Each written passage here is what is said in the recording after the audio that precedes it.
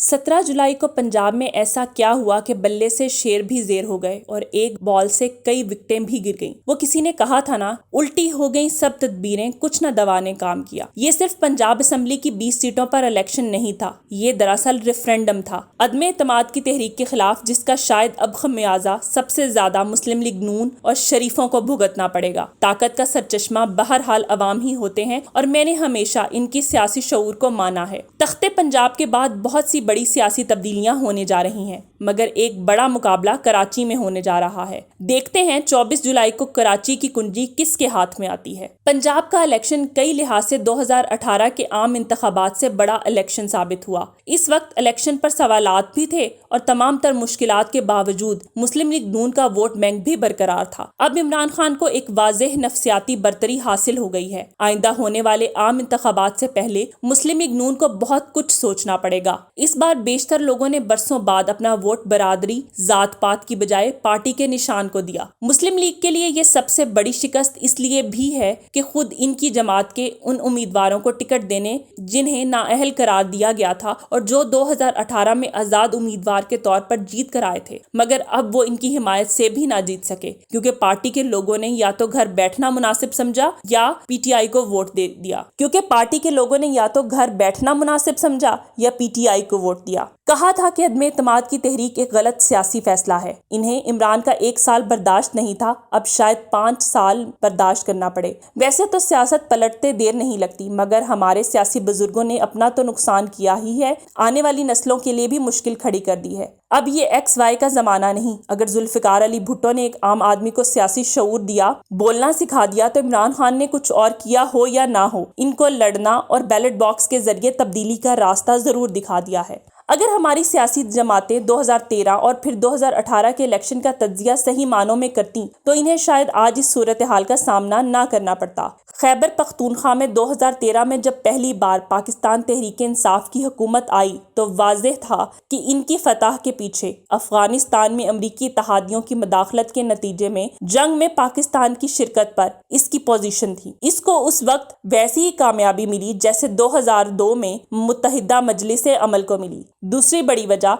अवाम, सियासी कायदीन और कारकुनों पर तहरीके तालिबान पाकिस्तान के मुसलसल हमले थे, जिनमें इनके कई रहनुमा और कारकुन शहीद हुए। इस इलेक्शन में इमरान को पंजाब और कराची में भी बड़ा वोट पड़ा, मगर इतना नहीं कि हुकूमत बना सकें। इस वक्त नवाज शरीफ ने सबसे बड़ी सियासी गलती ये की थी कि उन्होंने 4 हलके खोलने की बात से इनकार किया और 124 दिन के धरने का जवाब पैदा किया। न्यूट्रल्स की अपनी सियासत थी और उन्होंने यकीनी तौर पर इमरान की हिमायत वैसे ही की जैसे 90 की दिहाई में शरीफों की थी। अगर 2013 में इमरान ने केपी में ANP और JUIF को शिकस्त दी तो 2018 में पंजाब में बड़ी फतह मिलेगी, मगर मुस्लिम लीग नून फिर भी सबसे बड़ी जमात रही। अब इमरान के 3.5 साल में 17 जुलाई से पहले सबसे ज्यादा ज़िमनी इंतखाबात मुस्लिम लीग नून ने जीते थे और अदम एतमाद की तहरीक से पहले फिजा उन्हीं के हक में थी। 2018 में केपी में तहरीक इंसाफ की 2/3 अक्सरियत उनके रिकॉर्ड कामयाबी का वाज़ेह सबूत था। पंजाब के साबिक वजीर आला उस्मान बुज़दार पर खुद PTI में तहफ़्फ़ुज़ात थे। ऐसे में कोई जवाब नहीं बनता था अदम एतमाद की तहरीक, और वो भी सिर्फ इस खौफ से कि वो 1 साल में मुखालिफिन को फारिग कर देगा, ये अपनी पसंद का आर्मी चीफ ले आएगा।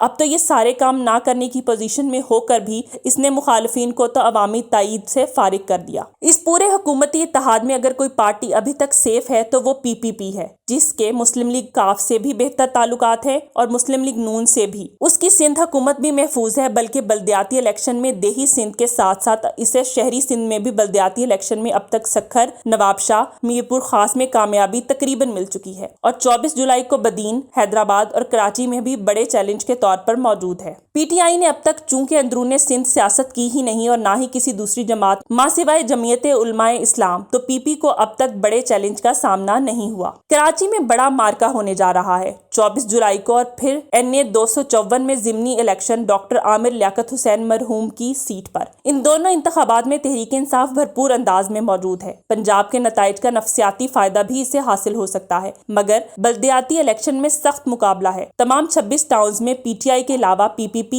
MQM पाकिस्तान, जमात इस्लामी, तहरीक लब्बैक पाकिस्तान और पाक सरजमीन पार्टी जो कि ANP, JUI और मुस्लिम लीग नून भी है, मगर शायद असल मुकाबला पहली 4 जमातों में हो। ہو۔